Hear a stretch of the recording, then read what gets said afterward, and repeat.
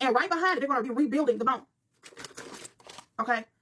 Your thyroid hormone regulates that. Because in the midst of your osteoclast throwing up that calcium, if the bloodstream is in that little area right there of it being thrown out, that those particles can get put into the bloodstream if a patient is having the body senses that it needs more calcium in the bloodstream.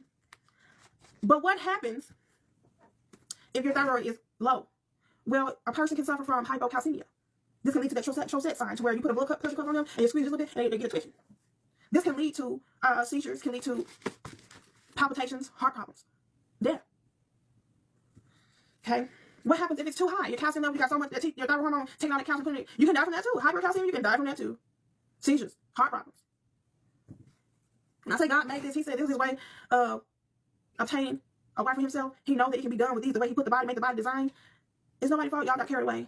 He said, I know what I'm trying to say. I hope I'm explaining it. It's like you make a game and you say a person being in these suits is what's going to help you win the game. It's strategic. You know what I'm saying? Let's see what else. And so just know that it's important to keep a balance in your couch. Everything has to be balanced in the right spot. A little bit off sometimes, but it can go back to the right spot. Okay. Classic findings in hypothyroidism. In both of them, you have a wager. So it's important to understand the pathway that your thyroid hormone undergoes in order to be produced. All right. In the hypothalamus, there's a hormone called the thyroid releasing hormone. Okay. Once that gets activated, it swims down into the anterior pituitary gland to stimulate the release of the thyroid stimulating hormone. The thyroid stimulating hormone is going to travel in the blood until it reaches the thyroid hormone. And that is where the thyroid stimulating hormone triggers the thyroid hormone to make your thyroid hormones, T3 and T4. Okay? TSH is not your thyroid hormone. TRH is not your thyroid hormone. It is T3 and T4.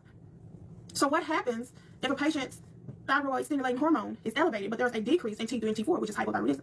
Well, there could be an iodine deficiency, because iodine is needed for thyroid hormone production. Okay, too much iodine can cause for decreased T3 and T4 too. You get that your table salt. Okay, too much too little can hurt you. Okay, you right amount, don't overdo it. What's another thing that can cause for your TSH to be elevated, but there's a decrease in your T3 and T4? Well, you might have a thyroidectomy, to where how you gonna produce T3 and T4? You ain't got the gland to produce it. That hormone that stimulates the release, you didn't get rid of that, so it's gonna be being produced. What else? If you have Derkovans, thyroiditis, where when you get a respiratory infection or sickness or something like that, it'll make you'll have a hoarse voice, your throat will be sore, to be hurt right there. Okay, it's temporary. Okay, but that will cause a decrease in your thyroid hormone, leading to hypothyroidism. Another disorder is called Hashimoto's, which is an autoimmune disease that mimics the thyroid stimulating hormone. It makes a thyroid stimulating immunoglobulin, but the body reads it as if it's TSH.